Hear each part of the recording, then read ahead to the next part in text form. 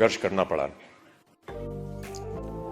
कई बार हताश होकर के मैं पूज्य बाबूजी से, जब वो जीवित थे, तो उनके सामने जाकर के कहता था कि बाबूजी जीवन में संघर्ष बड़ा है। तो उन्होंने बहुत अच्छी बात बताई। उन्होंने कहा कि बेटा, जब तक जीवन है तब तक संघर्ष है।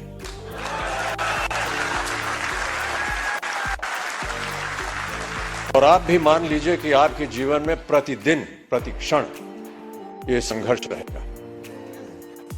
और आप लोगों को वादा करना पड़ेगा कि ये संघर्ष में आप लगे हैं, आगे भी आगे आप संघर्ष करते जाएंगे, ताकि जो भी कार्य आप उठाएं उसमें वो संघर्ष जो है वो नजर आए। जिस दिन लोग आपके संघर्ष को सम्मानित करेंगे, उस दिन आपका पदार्थ जो है वो ऊंचाइयों पर पहुंचा।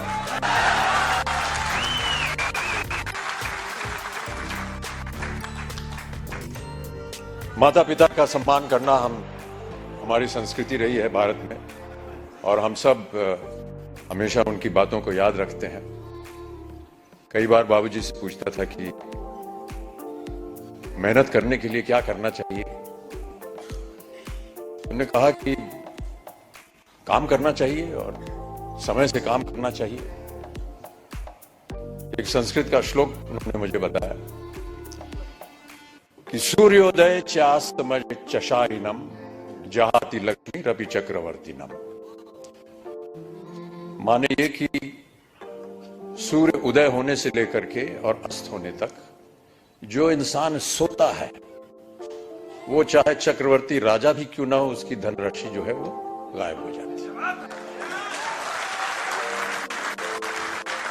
तो सूर्य उदय होने से पहले आपको उठना पड़ेगा और न्यूट्रीचार्ज को आगे बढ़ाना पड़ेगा।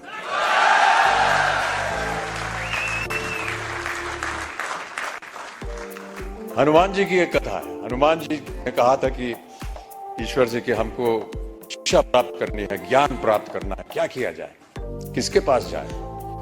उनसे बताया गया कि आप सूर्य के पास जाइए। सूर्य देवता जो है वो ज्ञान का भंडार है, उनके पास आप जाएंगे तो वो आपको ज्ञान दे सके। तो हनुमान जी गए सूर्य देवता के पास। सूर्य देवता ने कहा, भैया मैं तो चलायमान हूं, चलता रहता हूं, कैसे तुमको शिक्षा दूंगा मैं। तो हनुमान जी ने कहा कि आप ज्ञान मुझे देते जाइए और चलते रहिए, मैं आपके सामने उल्टा होकर के चलूंगा।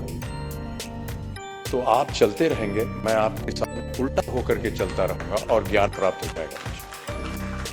कहने का तात्पर्य यह है कि सूर्य के आगे आपको चलना पड़ेगा, भी जाकर के आपको ज्ञान प्राप्त होगा, तभी आपका संघर्ष जो है वो सफल होगा।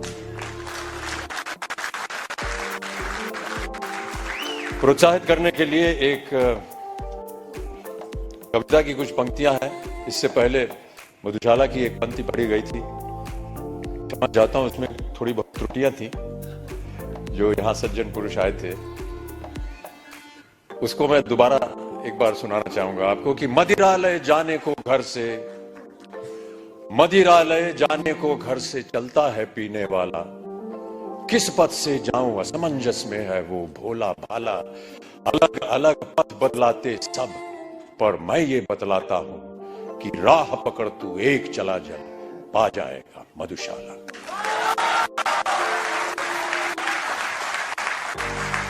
एक और बहुत सुंदर कविता है, उसके कुछ क्षण पढ़ देता हूं आपके लिए।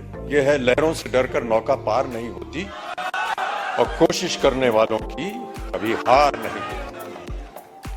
नन्ही चींटी जब दाना लेकर चलती है, चढ़ती दीवारों पर 100 बार फिसलती है। मन का विश्वास रगों में साहस भरता है, चढ़कर गिरना गिरकर चढ़ना न अखरता है। आखिर उसकी मेहनत बेकार नहीं होती, कोशिश करने वालों की कभी हार नहीं होती। तो आपकी कोशिशें हमेशा बनी रहें।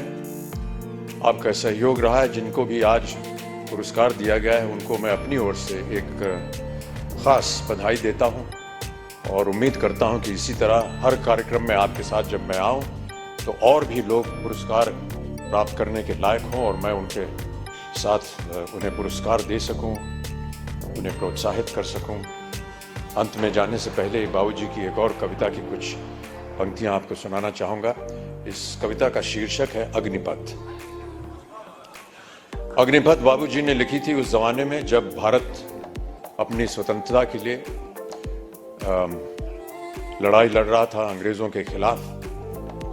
तो भारत की जनता को प्रोत्साहित करने के लिए उन्होंने ये कविता लिखी थी। लेकिन मेरा ऐसा मानना है कि ये एक ऐसी कविता है जो हर क्षण, हर वर्ष, हर युग में उसका एक ही मायने निकलता है, प्रोत्साहित करती है जनता को। तो आपको भी मैं प्रोत्साहित करने के तौर पर अग्निपथ की कुछ पंक्तियां सुना देता हूं कि अग्निपथ अग्निपथ अग्निपथ, वृक्ष हो भले खड़े, हो बड़े हो घने, एक पत्र छाह भी मांग मत मांग मत मांग मत।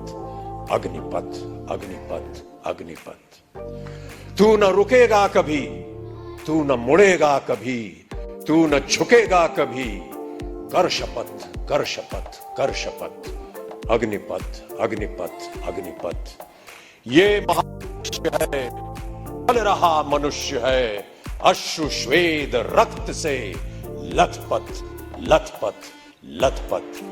अग्निपथ अग्निपथ अग्निपथ। मैं आशा करता हूं